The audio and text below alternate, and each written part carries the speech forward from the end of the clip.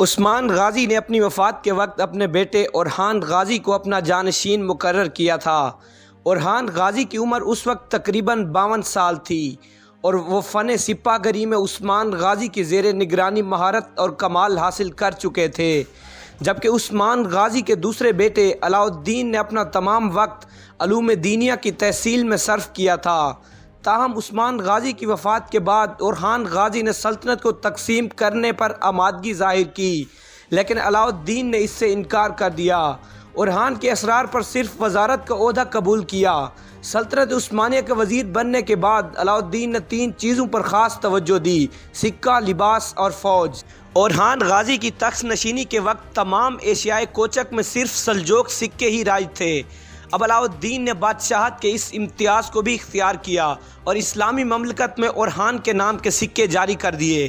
اس کے علاوہ علاء الدین نے رعایا کے مختلف طبقوں کے لیے مختلف قسم کے لباس تجویز کر کے ان کے متعلق قوانین نافذ کر دیے۔ شہری اور دیہاتی، مسلم اور غیر مسلم، ہر طبقے کا الگ لباس مقرر کیا۔ لیکن علاء الدین کا سب سے بڑا کارنامہ وہ فوجی اصطلاحات ہیں جن سے دولت عثمانیہ کی طاقت ایک دم بڑھ گئی اور جو 300 برس تک اس کی حیرت انگیز فتوحات کا ضامن رہیں۔ عطور الغازی اور عثمان غازی کے زمانے میں کوئی بھی باقاعدہ فوج نہیں تھی، بلکہ یہ دستور تھا کہ جب کوئی جنگ پیش آنے والی ہوتی تو اعلان کیا جاتا، جو شخص لڑائی میں شریک ہونا چاہتا ہے وہ فلاں روز فلاں مقام پر حاضر ہو۔ چنانچہ یہ رضاکار سوار مقررہ وقت اور مقررہ مقام پر جمع ہو جاتے اور لڑائی ختم ہونے کے بعد واپس اپنے گھروں کو چلے جاتے۔ انہیں کوئی تنخواہ نہیں ملتی تھی، بلکہ جو مال غنیمت ہاتھ آتا وہی ان کی خدمت کا معاوضہ ہوتا تھا۔ ان کی کوئی مخصوص وردی بھی نہیں تھی، لیکن پھر بھی یہ سپاہی اعلیٰ درجے کے شاہ سوار ہوتے تھے اور مضبوطی کے ساتھ صف قائم کر کے ایک دیوار کی طرح میدان جنگ میں آگے بڑھتے تھے۔ عثمان غازی کے زمانے تک تو اس طریقے سے کام چلتا رہا، لیکن اس کے بعد سلطنت کی توسیع اور استحکام کے لیے یہ نظام ناکافی ثابت ہوا اور ایک باقاعدہ اور مستقل فوج کی ضرورت محسوس ہونے لگی۔ چنانچہ علاء الدین نے سلطنت عثمانیہ کا وزیر بننے کے بعد تنخواہ دار پیادوں کی ایک فوج مرتب کی۔ اناطولیہ سے بازنطینی سلطنت کا اقتدار بڑی حد تک ختم ہو چکا تھا، لیکن اناطولیہ کے شمالی علاقے بتھینیا میں بھی اب کئی چھوٹے چھوٹے شہر اور قلعے اس کے قبضے میں تھے۔ اورحان ان شہروں پر بھی قبضہ کرنا چاہتا تھا تاکہ وہ رومیوں کا اناطولیہ سے مکمل صفایا کر کے اپنی سلطنت کو زیادہ محفوظ بنا سکے۔ سو اس نے بتھینیا کے ان شہروں کو گھیرنا شروع کر دیا۔ اناطولیہ کے اس علاقے بتھینیا میں رومی قلعوں کے محاصرے شروع ہو گئے۔ جب بازنطینی شہنشاہ کو اس کی خبر ملی کہ اس کے قلعے عثمانی ترک ہتھیار رہے ہیں تو اس نے بھی دفاع کے لیے لشکر تیار کرنا شروع کیا۔ 1328 میں وہ 4000 سپاہیوں کی ایک فوج لے کر اپنے گھیرے میں آئے شہروں کی مدد کے لیے نکل پڑا۔ جب رومی شہنشاہ فوج لے کر نکلا تو ہر طرف خبر پھیل گئی کہ شہنشاہ خود فوج لے کر عثمانیوں کے مقابلے کے لیے آ رہا ہے۔ ایسا چونکہ پہلی بار ہوا تھا کہ کوئی رومی شہنشاہ عثمانیوں کے مقابلے میں خود لشکر کی قیادت کر رہا ہو، اس لیے خبر 400 پھیل گئی۔ سلطان اورحان کو بھی اس کا علم ہو گیا، سو وہ بھی لشکر لے کر رومی شہنشاہ کو راستے میں روکنے کے لیے چل پڑا۔ وہ نکومیڈیا شہر، جسے اب عظمیت یا عظمت بھی کہا جاتا ہے، کے قریب مالٹا کے مقام پر پہنچ گیا جہاں اسے جنگی فائدہ حاصل تھا۔ یہ ایک اونچی پہاڑی تھی جہاں سے رومی شہنشاہ کا لشکر آتے ہوئے دور سے دیکھا جا سکتا تھا۔ ترکی گھڑ سوار جو دوڑتے گھوڑوں سے تیر اندازی کے ماہر تھے، رومی شہنشاہ کے راستے میں ایک جگہ چھپ کر بیٹھ گئے۔ جب رومی لشکر اپنے شہنشاہ کی قیادت میں وہاں پہنچا تو گھات میں بیٹھے گھڑ سوار تیر اندازوں نے خوفناک حملہ کر دیا۔ رومی فوج میں بھگدڑ مچ گئی۔ اس پر مزید یہ بھی پھر وہی ہو گیا جو کہ پہلے ایک رومی شہنشاہ کے ساتھ ہو چکا تھا، یعنی شہنشاہ کے مرنے کی افواہ پھیل گئی یا پھیلا دی گئی۔ یہ خبر سچ نہیں تھی، مگر اس سے رومیوں کے حوصلے ٹوٹ گئے اور عیسائی لشکر قسطنطنیہ کے قلعے کی طرف واپس بھاگ گیا۔ شہنشاہ بھی کسی نہ کسی طرح جان بچا کر واپس قسطنطنیہ پہنچ گیا۔ عام حالات میں تو یہ ایک جھڑپ کی شکست تھی، کوئی باقاعدہ جنگ یا مہم جوئی نہیں تھی، لیکن اس ہار نے رومیوں پر خوفناک نفسیاتی اثر ڈالا۔ رومی فوج اور عوام عثمانیوں کو ایک غیر معمولی قبائلی گروہ سے زیادہ اہمیت نہیں دیتے تھے اور وہ خود کو دنیا کی بہترین تربیت یافتہ منظم فوج فوج سمجھتے تھے، جو کہ وہ تھے بھی۔ ظاہر ہے سلطنت روم کی 1000 سالہ شاندار تاریخ اس بات کی گواہ بھی ہے۔ اتنے بڑے زام سے آنے والا رومی لشکر جب اپنے شہنشاہ کی موجودگی میں عثمانیوں سے ہارا تو ان کے لیے اعصاب شکن ثابت ہوا۔ اس ہار سے وہ اتنے دل برداشتہ ہوئے کہ انہوں نے اناطولیہ میں موجود اپنے ہی ان شہروں یا قلعوں کی سپلائی تک پہنچانا چھوڑ دی جن کے اندر خود ان کی اپنی فوج موجود تھی اور ان کا گھیراؤ عثمانی افواج کر چکی تھی۔ تو ظاہر ہے اب گھیرے میں آئی فوج جسے باہر سے بھی کسی مدد کی امید نہ ہو کب تک مقابلہ کر سکتی تھی۔ ایک ایک کر کے میتھینیا کے سب قابل ذکر علاقے عثمانی ترکوں کے قبضے میں آ گئے۔ عثمانیوں کی اس فتح نے جہاں رومیوں کے حوصلے توڑے وہیں اس نے ایک اور کام بھی کیا، وہ یہ کہ رومیوں کے ایک بہت اہم جرنیل کانتیکازینس نے اپنی آنکھوں سے دیکھ لیا کہ عثمانی فوج کتنی زبردست لڑاکا فورس ہے۔ اس نے ایک شاطر انسان کی طرح عثمانیوں سے لڑنے کے بجائے انہیں اپنی طاقت بنانے کا فیصلہ کیا۔ وہ اس لیے کہ کانتیکازینس خود شہنشاہ بننا چاہتا تھا، لیکن ظاہر ہے کہ وہ بادشاہ کا بیٹا تھا نہ بھائی۔ اگر اسے خود بادشاہ بننا تھا تو اسے بغاوت کرنا تھی، جس کے لیے اسے قسطنطنیہ کے قلعے کے اندر بھی اپنی حمایت میں فوج چاہیے تھی اور باہر سے بھی مدد چاہیے تھی، تاکہ جب وہ اندر لڑائی لڑ رہا ہو تو باہر سے کوئی لشکر اس کے خلاف نہ آئے، اور یہ مدد اس کی نظر میں عثمانی ترکوں سے بہتر کوئی اور نہیں کر سکتا تھا۔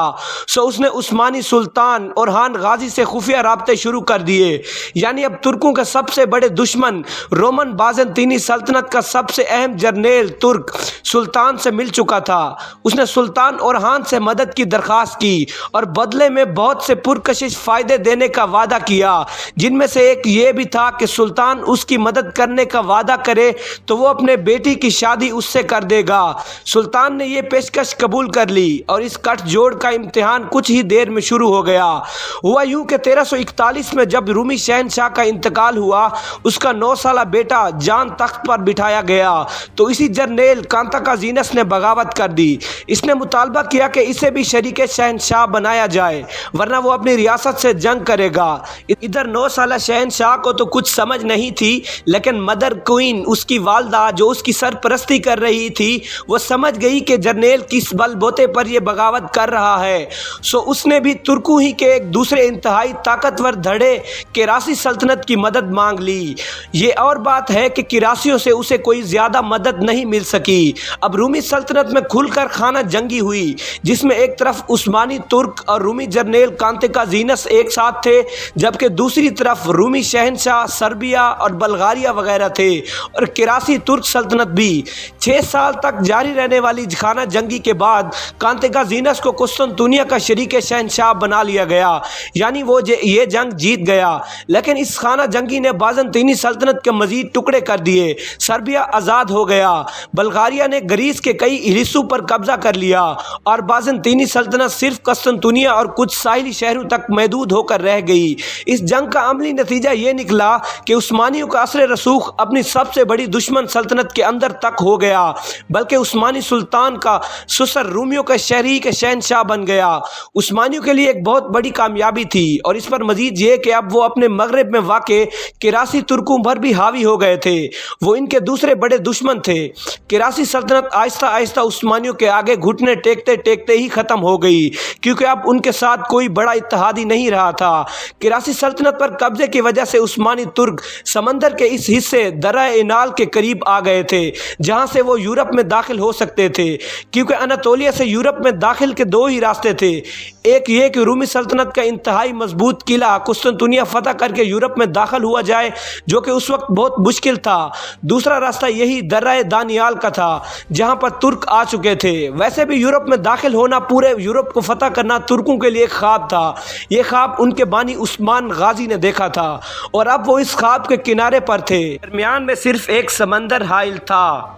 دوسری طرف یورپ کی طاقتور فوج بھی کسی صورت انہیں درہ دانیال پار کر کے آتا نہیں دیکھنا چاہتی تھی، لیکن ناممکن کو ممکن کرنے کے لیے قدرت کے کارخانے میں واقعات جنم لیتے رہتے ہیں، اور ان کا انتظار ہمیں ہمیشہ کرنا چاہیے۔ 14 सेंचुरी के दरमियान में कांतिकाजीनस ने अपने बेटे को अपनी जगह बादशाह बनाने की कोशिश की तो उसके खिलाफ भी बगावत हो गई।